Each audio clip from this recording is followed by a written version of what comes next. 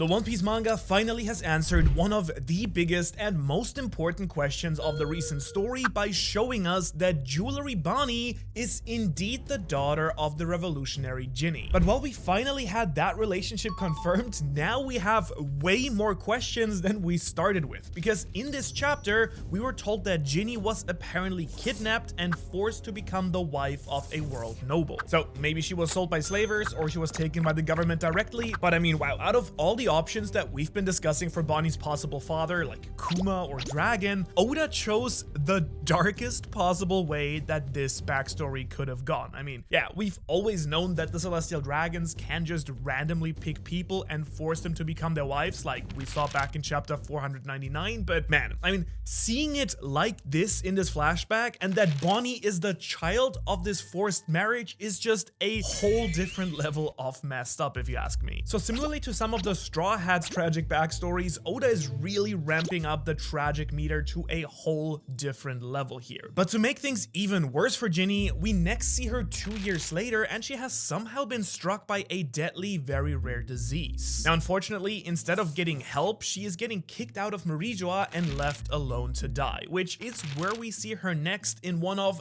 the most heartbreaking moments in recent One Piece history. Because with her dying breaths, Ginny calls up Kuma and tells him once more that she actually loves him. And man, I won't lie and say that I didn't tear up a little bit when I saw that. I don't think Oda has ever done a better job of making me so emotionally invested in two characters in a flashback before. I mean, Ginny and Kuma's story is right up there with Law and Corazon for me personally. They've been through slavery, poverty, pain, hunger, and years spent together as kids and later as revolutionaries, which makes it even more tragic when Kuma is eventually able to identify where Ginny is and he instantly pushes himself there using his devil fruit, but what he finds is honestly even more tragic. That's because Ginny is already dead with a baby Bonnie in her arms. I mean, I don't know guys, this one just hit me very hard for some reason, like harder than usual. I mean, Oda has built up Kuma as this impossibly kind and compassionate figure, and now he's had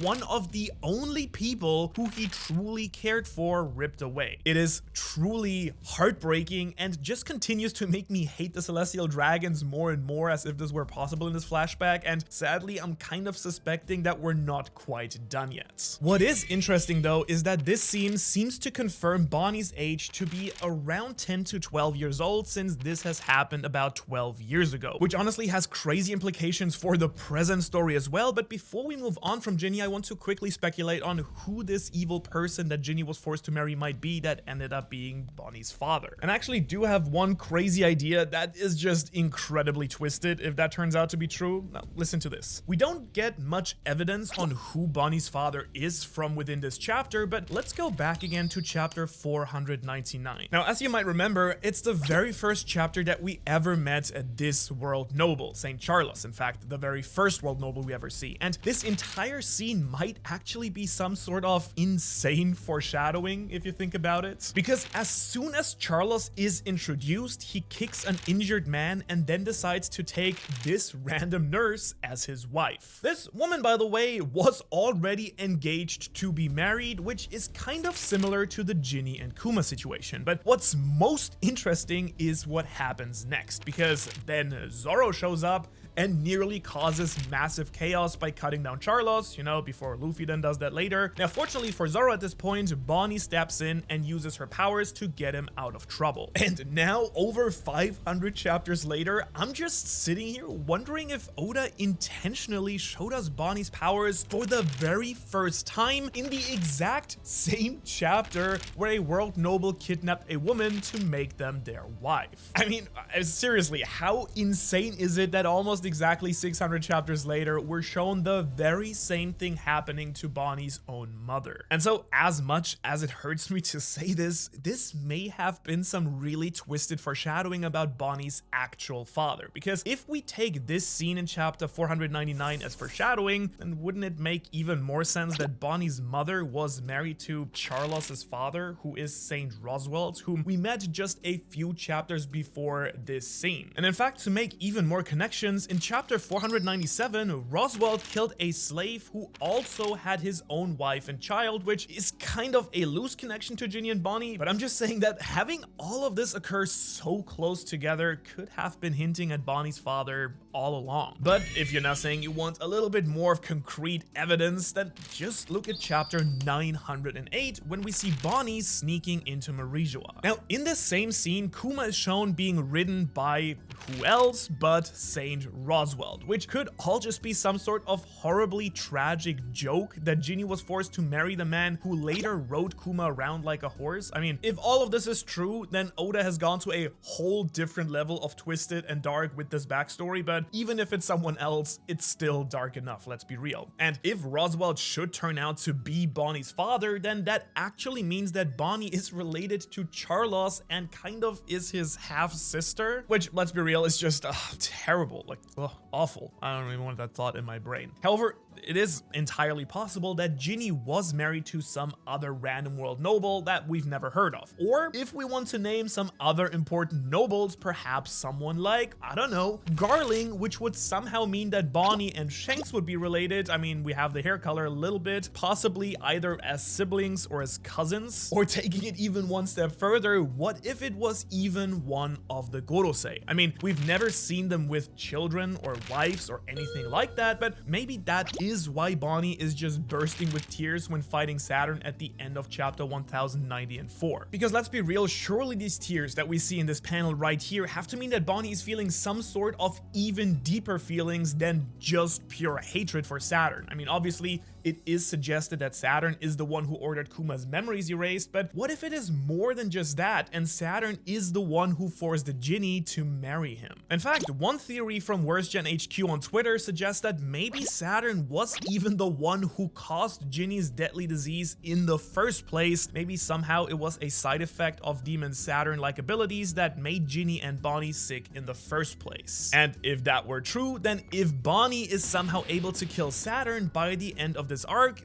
it would certainly be fitting justice. And honestly, while all of this is getting a little bit too dark for my personal tastes, if any of these options turn out to be true and Oda's not just hiding her real father somehow, then that means that Bonnie actually does have celestial dragon blood in her veins, which just makes me incredibly curious why they would throw her out with her mother without even trying to save her. I mean, Ginny technically wasn't a celestial dragon, so that makes sense that they wouldn't care about her dying, but Bonnie being at least half-blood, going Harry Potter here, has to mean something, right? Like, could this play some role later on in the conflict between Bonnie and Saturn? Although, honestly, it does seem like the demon Saturn is showing absolutely, like, no hesitation in trying to kill Bonnie, so either he doesn't care about her lineage, or she doesn't actually have noble blood in the first place. Or I guess Saturn maybe just doesn't know that she's the daughter of a celestial dragon, but that seems unlikely. Or to just throw one more crazy idea out there, what if Oda is still faking us out and Bonnie still isn't actually Ginny's daughter? And sure, call me crazy, but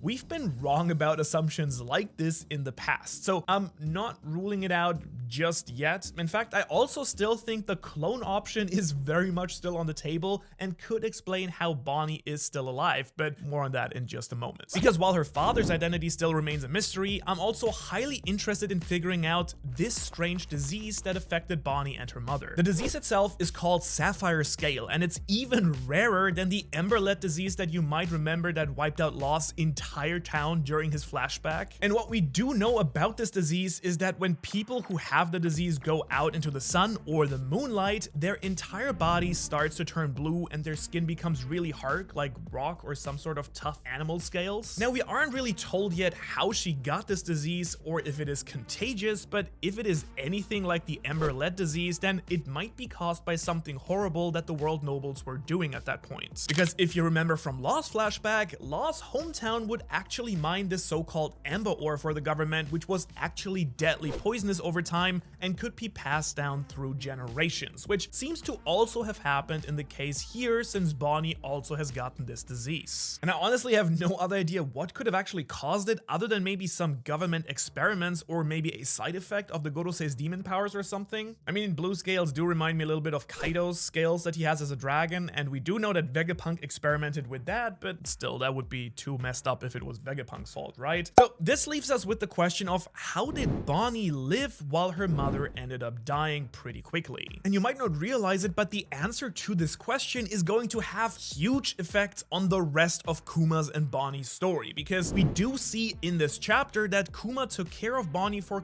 quite a long time. Now, in order to protect her from the disease, he did keep her out of the sunlight for years. Can you imagine that? Like, literally not being able to go outside. That's actually, I think, also a real condition in the real world that exists. And I do know Kuma would bring her books and everything, and we even finally learned the heartbreaking origin of his famous last question: if you could travel anywhere, where would you like to go? Now, though we get some more of the most wholesome panels in the entire story, as we see a young Bonnie growing up with a really happy looking Kuma, and man, while reading this, I mean, I just couldn't help but really wish that Kuma had just said yes to marry Ginny all those years ago, and then they maybe could have just all happily lived together as a happy family. But I guess it was never meant to be, and we wouldn't have gotten the feels. Even though we still see these two spending all of these years together, we just always knew that this was going to end in some sort of really tragic way. But sadly, they couldn't live like this forever, because as a doctor told Kuma, the disease would still kill Bonnie by the time she was about 10 years old. So how in the world was she actually able to be cured? Well, one very reasonable option would be that Kuma actually used his paw devil fruit to somehow push the disease out of Bonnie, which does sound crazy, but we have been seeing Kuma push out things like pain, memories, anything. So